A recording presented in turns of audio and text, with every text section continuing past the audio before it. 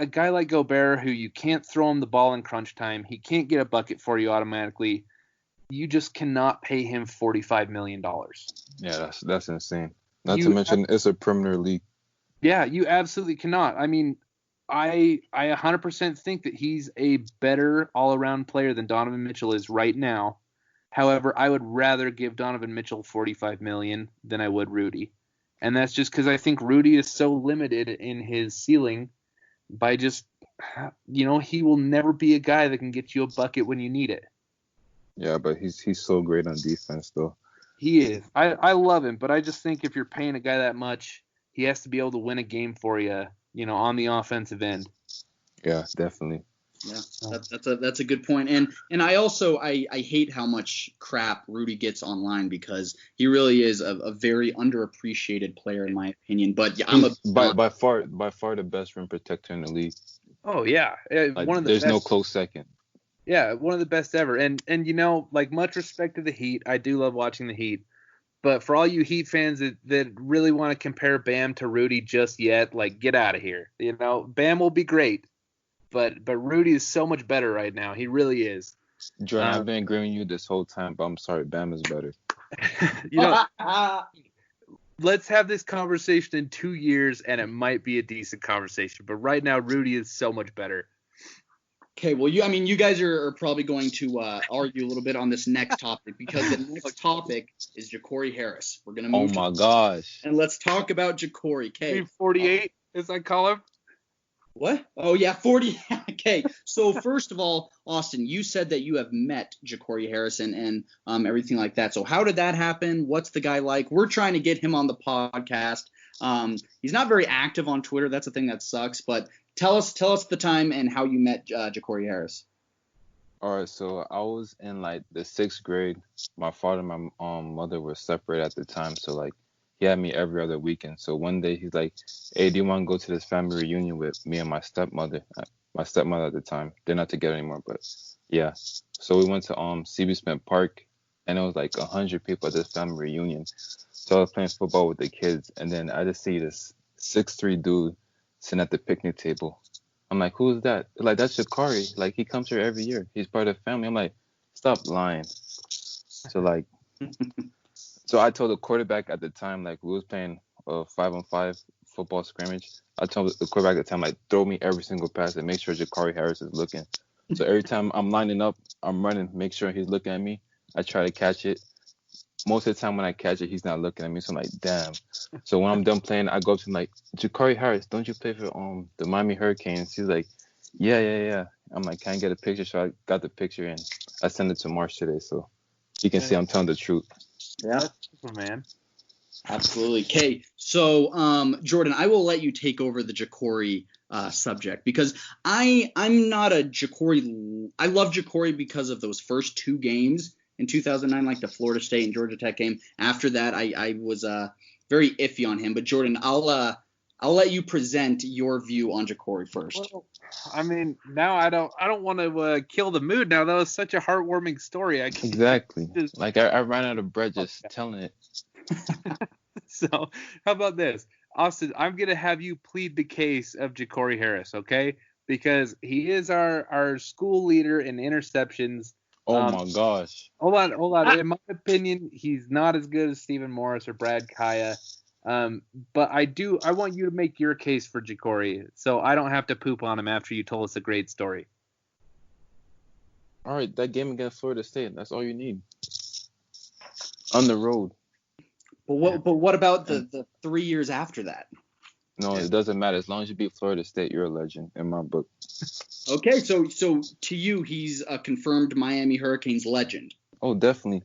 Well, it's more personal for me because at the time, you see someone my skin color playing the most important position on your favorite team, you're gonna look up to him.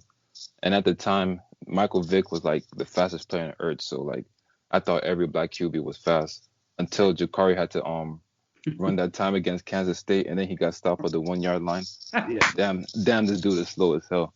Yeah. Was a tough game. That was a really tough. That game was one of my biggest freakouts of all time, honestly. My uncle was trolling me the whole day. You stand for this, man. This is your favorite player.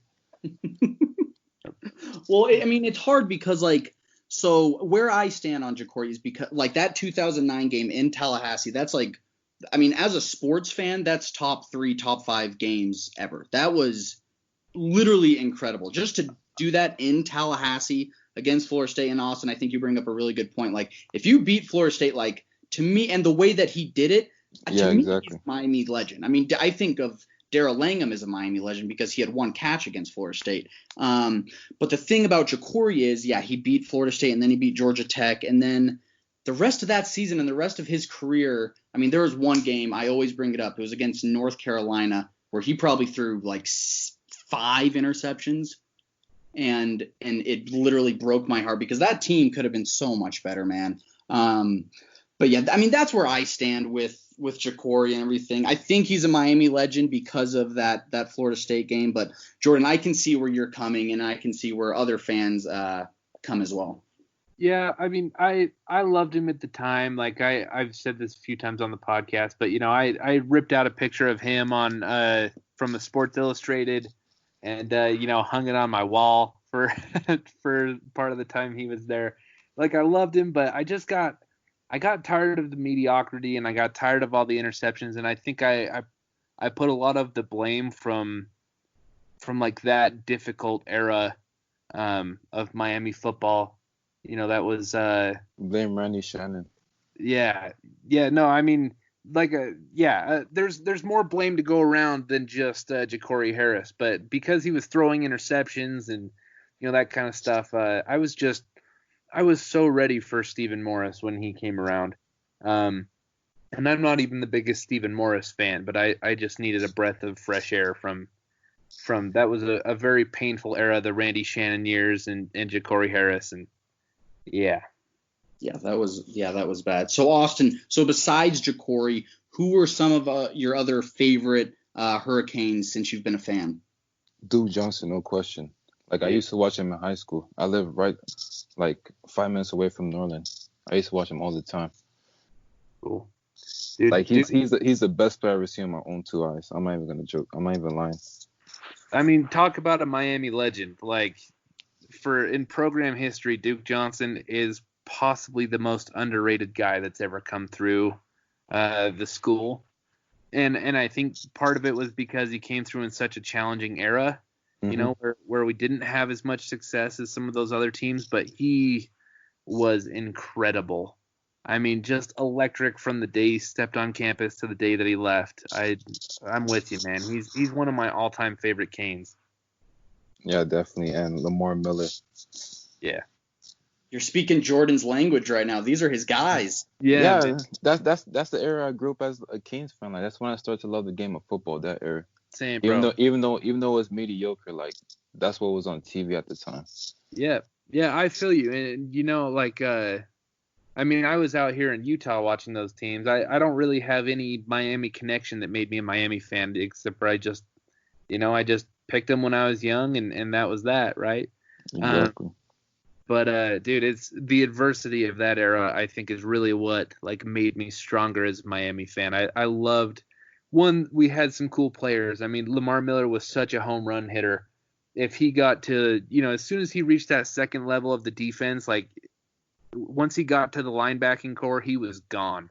Unless the safety had a good angle on him, like he was busting a 50-yard touchdown. It happened like almost every game, it felt like. And another underrated name is Tommy Streeter. Yeah, Tommy Streeter was great too. I don't really remember Streeter that much, to be honest. Like he doesn't like, because people bring him up like all the time. Because I mean, like those random Canes that I was doing, I got so many Tommy Streeter requests. I don't really remember him. Who else? I know that you were talking about random Canes earlier, Austin. Who else you got? Probably Brandon Harris. Yeah. Yeah. Former quarterback. Like when you're a kid, like the number one, like everyone wants to be the number one. Like all the stories you see number one jerseys, and when you play NCAA 14, you see Brandon Harris as the best player in the roster. So like he's one of my favorite players. Yeah, what was his little brother's name that went to Florida? Honestly forgot. He was a quarterback prospect that we missed out on, and I remember everyone With was pissed Treon, I think. yeah, I don't. Treon Harris, yeah, because Brandon played here, and his dad Tim is like he coached at Booker T, I believe, and Booker T Washington, and then he was on our staff for a little bit too, so I know everyone was pretty frustrated when Treon Harris didn't come here, but I was frustrated when my cousin didn't sign here. who's your cousin? You know Vashawn Joseph? He went to UF. Yes, I do. Yes, Yeah. I do. Yeah. Why didn't he sign here? Yeah, come Hey, on, Austin. we all know how dirty the NCAA is. The bag talks. Yeah, man. That's a whole nother story, bro. Yeah, exactly. Not gonna get too deep into that, but yeah. Well, And Randy Shannon's a great recruiter. He's the one that recruited him. yeah.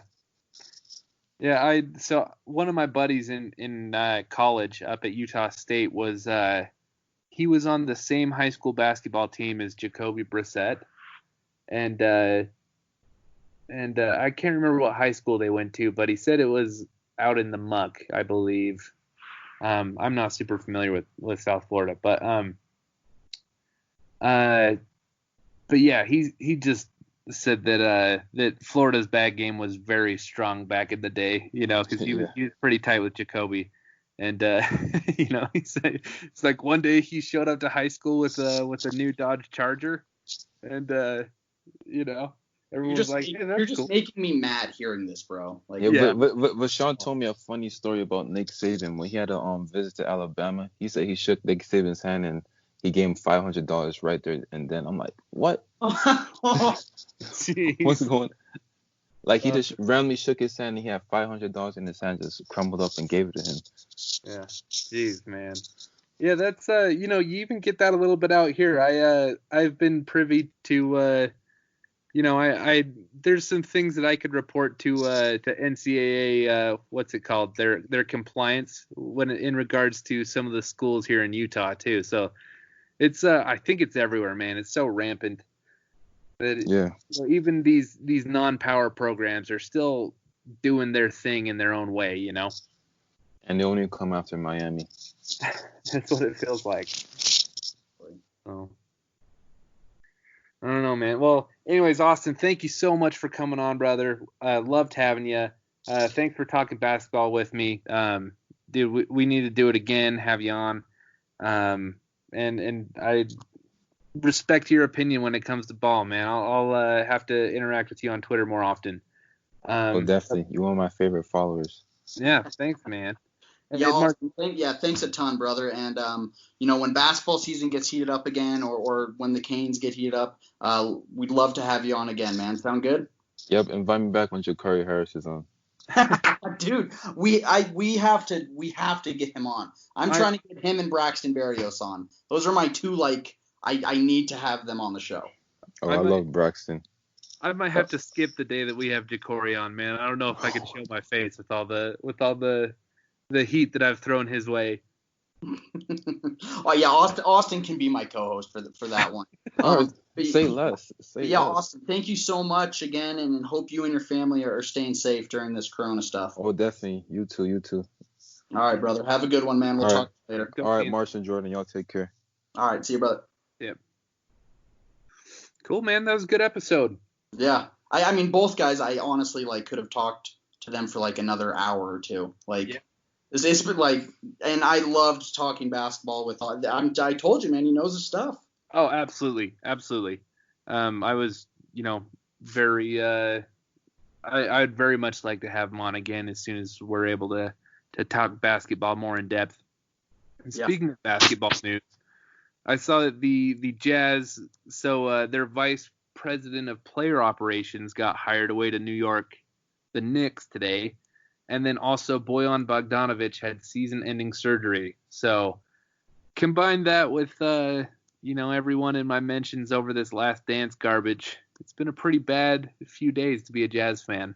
Yeah, I did see that injury thing. Yeah, Bojan. It sucks, man. It sucks. Yeah. I mean, I wish I was more of a Jazz fan. I'm sorry. All my friends in our group message, they were going off about it. They were pissed.